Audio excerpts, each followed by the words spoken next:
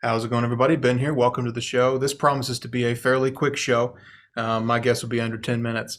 Because we're counting down from worst to best the five, and only five, studio albums from progressive rock band Starcastle. A fairly obscure, but I think still notable and very talented progressive rock band from the late 70s, hailing from Champaign, Illinois. Let's go ahead and get it out of the way up front. People compare them very frequently to Yes and say they are nothing more than a Yes clone. I think that's a little unfair. The Yes influence is clearly there, but when it comes right down to it, who didn't Yes influence from the late 70s and early 80s? Their massive critical and commercial and artistic success of that period bled over into many a project. Just so happens that Starcastle might have been observing more closely than most, if you know what I mean. So without further ado, let's get started with what I think few would argue, and I mean few would argue, is their worst record, Reel to Reel. Boy, you just take one look at that album cover and you know that they probably find this LP pretty embarrassing today. This was the final studio album of the band in its original incarnation. Terry Luttrell on lead vocals. He would come back for one song on their comeback album like 30 odd years later, 2007, but this was really the end of his tenure. And I don't know for an absolute fact, but I think his influence was perhaps a little too strong on this LP. You can get a look at him up front there. Look at the boys on the back. This is an absolutely shining example of why you never put the band on the album cover. No matter how good you think you look at the time, it will end up looking as dated as something like this. This, interestingly enough, is actually a demonstration copy. You can see at the bottom there. I think this would have been on display for demonstration for people who maybe want to buy the record. Maybe it was they were selling record players. I don't know, but this actually was not one you were supposed to be able to buy. In fact, it says ownership something something preserved. Sale is unlawful. There in the corner there. So hopefully there's a statute of limitations for that kind of thing. Anyway, to the music. This was when the band went commercial so fast that heads spun. They went from sounding like a Yes-ish progressive rock band to only a few months later, relatively speaking, sounding like a by-the-numbers AOR late 70s hit machine band in the vein of like an REO Speedwagon or maybe even like an early Styx. Half a Mind to Leave You, What You Gonna Do, We Did It, Nobody's Fool. It's not even that they're bad songs. It's just that they're so by the numbers predictable and not that interesting songs compared to everything that the band had done previously and actually what they would do afterwards with that comeback album.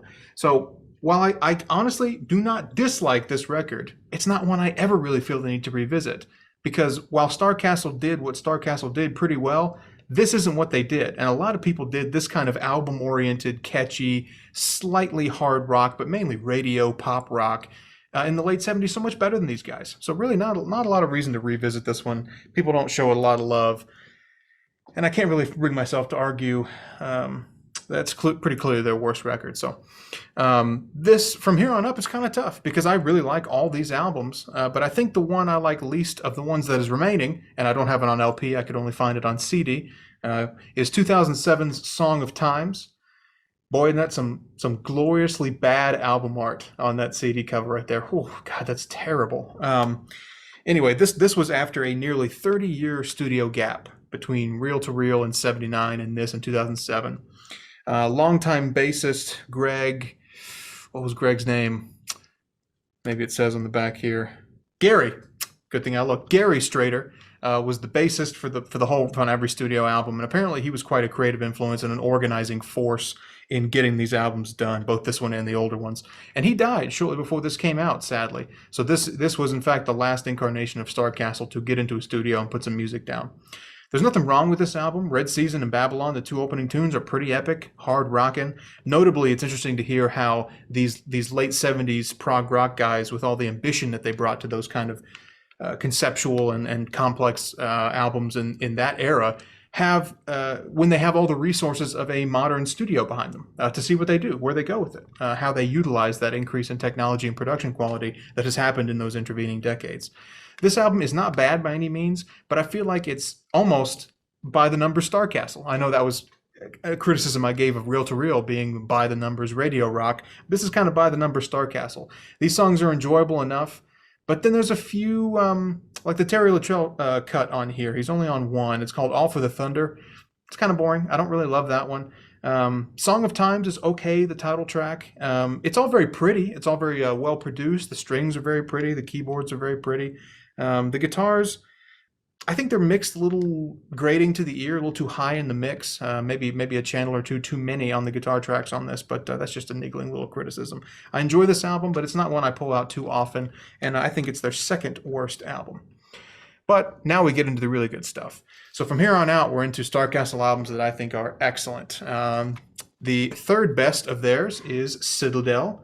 Some really cool artwork on these old records. Really makes you appreciate how the size of an LP was a much more interesting canvas for bands to work with than later being shrunk down to CD, obviously cassette, it's even smaller than compact disc, and now it's just a tiny little thumbnail, like 60 pixels by 60 pixels or whatever for most previews on digital formats.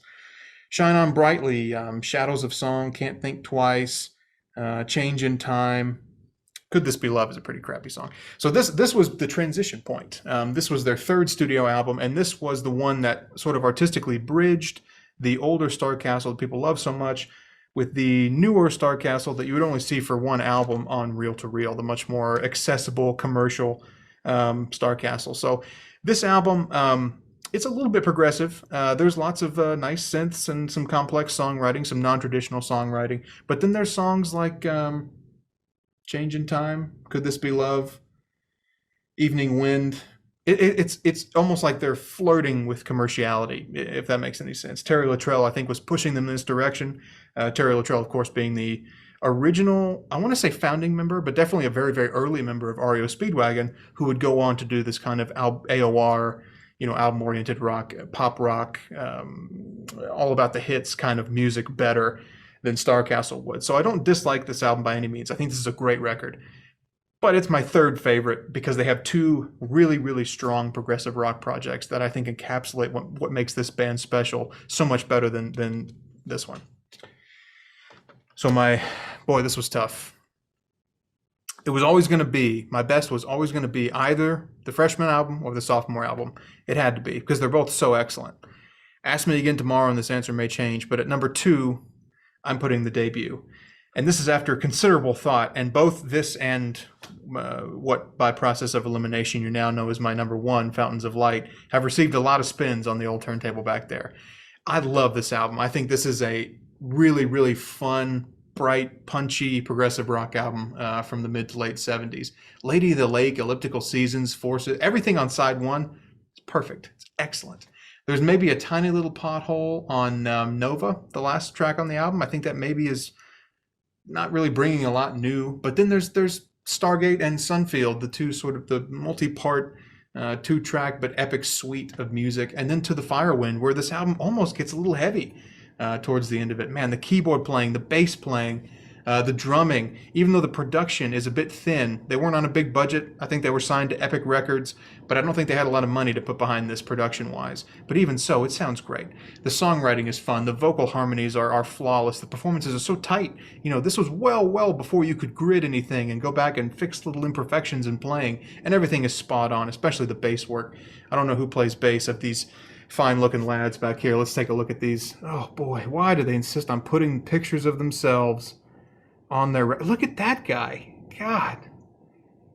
This must be so embarrassing to these boys now. But anyway, great record. Fantastic debut. They sound on this as if they played together for 10 years. That's how tight the music is on this record. So an excellent number 2. But, even though that's a great record, I think at number 1 I have to put Fountains of Light, which came out very closely after the debut. They really didn't have a very long run. Their original 4 studio albums, I think, within 3 years of each other, like 2.5 to 3 years of each other, really quick, trying to pump these out and get a following going.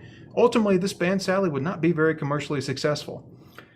I would say Lady of the Lake is probably the closest they ever had to like a classic prog tune, but even that didn't receive that much attention at the time. It's sort of afterward that people discovered that this band was kicking, trying to get off the ground with some of this great progressive rock. Again, they put themselves on the back of their record. God, why do they do that? They look so stupid.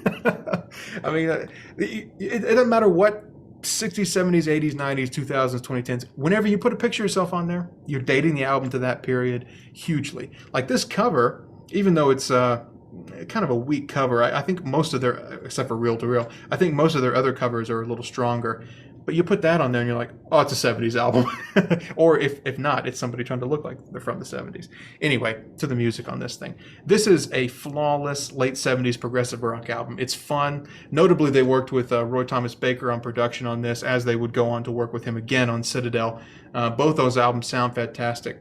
I think the guitar tones were a bit lacking on this one. Even though they have two electric guitarists in the band, they're pretty thin sounding. There's some nice solos and some nice riffs there, but this one, they really sound punchy and bright and big. The organs and the other keyboards are just glistening and sometimes heavy as hell on this thing. It's just a fantastic listen. And it's not long. All the records are like 40, 45-ish minutes, and they're perfect, right in the sweet spot, where nothing gets tired. There's not a wasted minute. There's no filler track. Certainly doesn't feel like it as the listener. And man, I can't recommend this thing enough. Fountains of Light is an underrated progressive rock album from the late 70s. I want to say 77 or 78. I can't remember on this thing. But this is what I think their best album is today. But man, that debut is so strong too. Even though the production on this one is so much better than the debut. The debut is just so fun and ambitious in what it tries to do that it's very endearing to me. But the music on this, I think, is fantastic.